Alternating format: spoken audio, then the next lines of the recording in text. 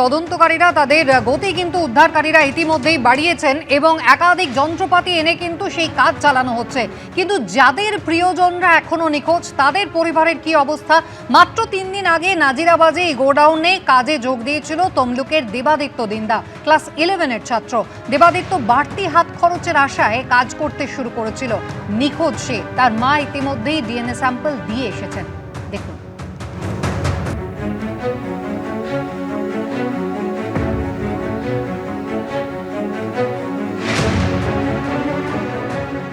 আমাকে বলে উনি বলছে আমি কলকাতা যাচ্ছি, আমি একটু বেড়াতে যাই রে, আমি চলে আসবো 2-3 দিন থেকে চলে আসবো। ওই 2-3 দিনের মধ্যেই ফোন করছি তুই বাড়ি আসুন কেন, পরীক্ষা দিবি, আমি চলে যাব কাল সকালবেলা। কাজও হবে, নিজের হাত খরচা হবে। এই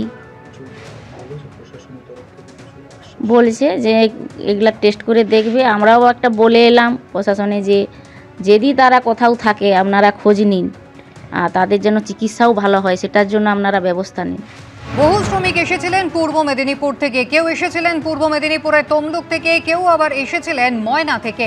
আর এখনো পর্যন্ত অনেকেরই খোঁজ কিন্তু মিলছে না। 21টি দেহাবশেষ, দেহাংশ উদ্ধার হয়েছে, কিন্তু আরও বহু দেহাংশ আটকে থাকতে পারে। আর তারই জন্য কিন্তু উদ্ধারকারীরা তাদের তদন্তের গতি বাড়িয়েছেন। ইতিমধ্যেই নিখোঁজদের পরিজনরা তারা ডিএনএ পরীক্ষার জন্য স্যাম্পল দিয়ে গিয়েছেন। আর গতকাল পর্যন্ত এই 21টি দেহাংশের মধ্যে 16টির ময়না তদন্ত কিন্তু হয়ে গিয়েছে। এরপর ডিএনএ স্যাম্পলিং এর কাজও কিন্তু তারা শুরু করবেন। এসআইআর আতঙ্কে মৃত্যুর অভিযোগ। কুলপির উত্তর ভগবানপুর গ্রামের ঘটনা। মৃতের নাম নাজমা বিবি, বয়স 51। গৌতম মণ্ডল আমাদের প্রতিনিধি রয়েছেন টেলিফোন লাইনে। গৌতম, পরিবারের পক্ষ থেকে কি বলা হচ্ছে? দেখো কুসুমিতা, কুলপি বিধানসভার রাজারামপুর গ্রাম পঞ্চায়েতের উত্তর ভগবানপুরের বাসিন্দা 51 বছরের নাজমা বিবি, তার পরিবারের যেটা অভিযোগ, এই যে নাজমা বিবির সাথে তার বাবার বয়সের তফাৎ 15 বছরেরও কম, যার ফলে তাকে নোটিশ করা হয় এবং তার এক ছেলে এবং এক মেয়ে তাদেরকেও নোটিশ করা হয়। পরিবারের 3 জন সদস্য, 3 জনকেই এফআইআর এর নোটিশ করা হয়। তার শুনানির দিন ছিল আজকে, স্থানীয় প্রাথমিক বিদ্যালয়ে তার শুনানির দিন ছিল আজকে।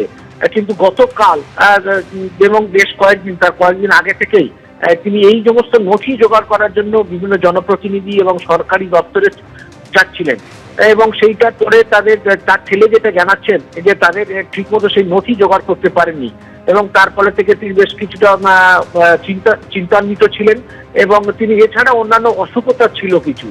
সব মিলিয়ে বলা যেতে পারে যে তিনি গতকাল দুপুর নাগাদ তিনি হৃদরোগে আক্রান্ত হন এবং সেই সময় তার ছেলে তার যে নথিপত্র সেগুলো জেরাপ করার জন্য বাড়ির বাইরে ছিলেন, কার জন্য তিনি বাড়িতে একাই ছিলেন এবং তিনি এসে দেখেন যে তার মায়ের গুরুতর অসুস্থ এবং কিছুক্ষণের মধ্যেই তাকে হাসপাতালে নিয়ে যেতে হয়নি, বাড়িতে মৃত্যু হয়। হৃদরোগে মৃত্যু হয়েছে বলে এমনটাই অভিযোগ তার পরিবারের এবং এই মৃত্যুর পরে স্থানীয় তৃণমূল নেতৃত্ব তার বাড়িতে যান এবং এই যে মৃত্যু এটা নিয়ে একেবারে এই যে কুলপি ব্লক তৃণমূল কংগ্রেসের পক্ষ থেকে অভিযোগ করা হয়েছে। এই নিয়ে কুলপি ব্লকে এশিয়ার আতঙ্কে 4 জনের মৃত্যু হলো এবং এই যে আগামী রবিবার মুখ্যমন্ত্রী মমতা বন্দ্যোপাধ্যায় তিনি দিল্লি যাবেন নির্বাচন কমিশনে, সেখানেও এই কুলপি ব্লক থেকে বেশ কয়েকজন এই যে স্বজন যারা এশিয়ার আতঙ্কে মারা গেছে এরকম বেশ কয়েকজন পরিবার তারা সদস্য তারাও দিল্লিতে যাচ্ছেন, ইতিমধ্যে তারা রওনা দিয়েছেন। তবে এই মৃত্যু নিয়ে রাজনীতির অভিযোগ করেছেন যে বিজেপির পক্ষ থেকে অভিযোগ করা হয়েছে যে তৃণমূল এই মৃত্যু নিয়ে রাজনীতি করছে। একেবারে গৌতম, এই জায়গায় আমরা একবার শুনে নেব শাসক এবং বিরোধী একে অপরের বিরুদ্ধে ঠিক কি অভিযোগ আর পাল্টা অভিযোগ করছে। এসআইআর আতঙ্কে নাজমা বিবি 51 বছর বয়স, গ্রামের নাম উত্তর ভগবানপুর, তিনি স্ট্রোক রোগে মারা গেছে। তার বাড়িতে হিয়ারিংয়ের নোটিশ দেওয়া হয়েছে। কারণটা একটাই যে বাবা মায়ের সঙ্গে তার বয়সের ফারাক 15 বছরের কারণে তাকে নোটিশ দেওয়া হয়েছে। সেটা নিয়ে চিন্তা করতে করতে তিনি স্ট্রোক হয়ে মারা যান। হিয়ারিং ছিল কালকের আছে, আগামীকাল অর্থাৎ 29 তারিখ হিয়ারিং ছিল। কুলপিতে নয় করে এই 4টে মৃত্যু ঘটেছে এসআইআর আতঙ্কে কুলপি বিধানসভাতে। আজকে সেই জায়গায় দাঁড়িয়ে যারা এসআইআর করেছে, কি কারণে করেছে, তারা কেন এটাকে মানুষকে রাস্তায় দাঁড় করাচ্ছে?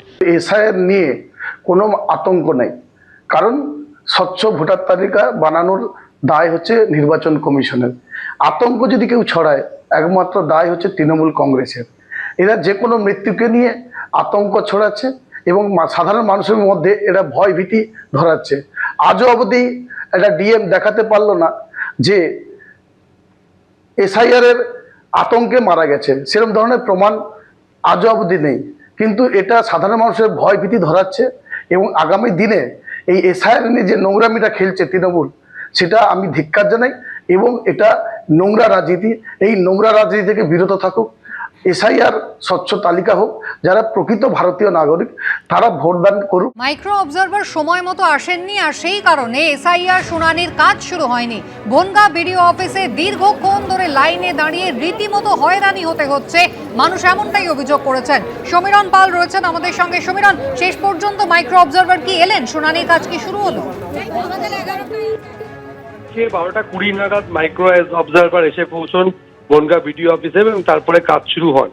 এবং যেটা দেখা যায় যে সকাল থেকে 1 নম্বর, 2 নম্বর এবং 3 নম্বর ওয়ার্ডের বাসিন্দারা যারা এসআইআর এর শুনানির জন্য হাজির হয়েছেন, গুরুত্বপূর্ণ কাজকর্ম ফেলে দিয়ে তারা দীর্ঘক্ষণ লাইনে দাঁড়িয়েছিলেন রোদের মধ্যে এবং তাদের মধ্যে ক্ষোভ তৈরি হয়।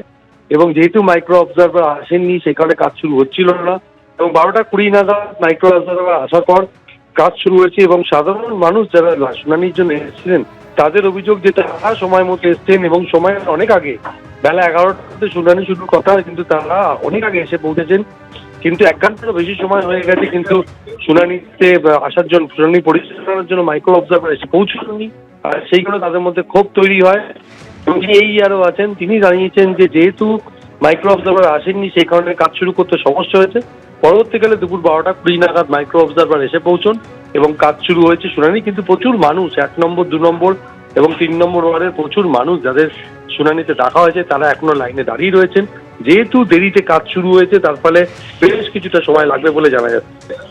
ধন্যবাদ সমীরণ। মোহাম্মদ শামী, লক্ষ্মীরতন শুক্লার পর এবার এসআইআর শুনানিতে ডাক পেলেন প্রাক্তন ফুটবলার মেহতাব হোসেন। গতকালই হাতে নোটিশ পেয়েছেন প্রাক্তন ফুটবলার। রবিবার মল্লিকপুরের আব্দুস শুকুর হাই স্কুলে শুনানি কেন্দ্রে তাকে ডাকা হয়েছে। সৌমিত্র রায় আমাদের প্রতিনিধি রয়েছেন টেলিফোন লাইনে।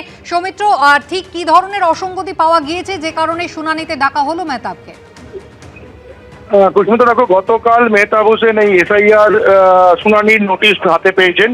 নোটিশে যেটা মেনশন করা রয়েছে যে মেহতাব হোসেনের মায়ের সঙ্গে নামের একটা মিসম্যাচ, নামের অমিল, সেই কারণেই তাকে রবিবার মল্লিকপুরের, অর্থাৎ দক্ষিণ 24 পরগনার মল্লিকপুরের আব্দুস শুকুর স্কুলে তাকে এসআইআর এর শুনানিতে ডাকা হয়েছে। কিন্তু এই যে তাকে যে শুনানিতে ডাকা হলো, এই ঘটনায় মেহতাব একেবারে বিস্মিত, অবাক। তার কারণ তুমি জানো যে মেহতাব হোসেন ভারতীয় ফুটবলে একটা পরিচিত নাম। তিনি দীর্ঘদিন ফুটবল খেলেছেন, জাতীয় দলের হয়ে প্রায় 10 বছর তিনি ফুটবল খেলেছেন। ইস্টবেঙ্গল, মোহনবাগান, কলকাতা ময়দানের দুটো বড় ক্লাবে তিনি দীর্ঘদিন খেলেছেন। তারপরেও তাকে এই যে শুনানিতে ডাক এবং যে কারণে তাকে ডাকা হলো, যে মায়ের নামের সঙ্গে তার লিস্টে যে অমিল, সেই কারণে তাকে ডাকা হয়েছে। সেই কারণে তিনি বলছেন যে এই ঘটনাটা তাকে ডাকার কারণ হয়রানি ছাড়া আর কিছুই নয়। এবং এর আগে মেহতাব হোসেন যেমনটা জানাচ্ছেন যে এর আগে তার মাকেও এই শুনানিতে ডাকা হয়েছিল। কিন্তু 2002-এর যে ভোটার তালিকা, সেই ভোটার তালিকায় মেহতাব হোসেনের নাম রয়েছে। মেহতাব হোসেন এখন নিউ টাউনের বাসিন্দা হলেও তিনি তার জন্মস্থান মল্লিকপুর, দক্ষিণ 24 পরগনা, সেই মল্লিকপুরেরই তিনি ভোটার এবং সেখানেই আগামী রবিবার তাকে শুনানিতে ডাকা হয়েছে। কিন্তু মেহতাব হোসেন যেমনটা জানিয়েছেন যে রবিবার তার ব্যক্তিগত কাজ রয়েছে, তিনি রবিবার হয়তো যেতে পারবেন না, তার বদলে সোমবার তিনি এসআইআর শুনানিতে যাবেন। কিন্তু এটা যে স্রেফ হয়রানি ছাড়া আর কিছুই না, সেটা মেহতাব হোসেন একেবারে স্পষ্ট করে জানিয়ে দিচ্ছেন। কুসুমিতা। ধন্যবাদ সৌমিত্র। প্রাক্তন ফুটবলার মেহতাব হোসেন তিনি কি জানিয়েছেন দেখুন।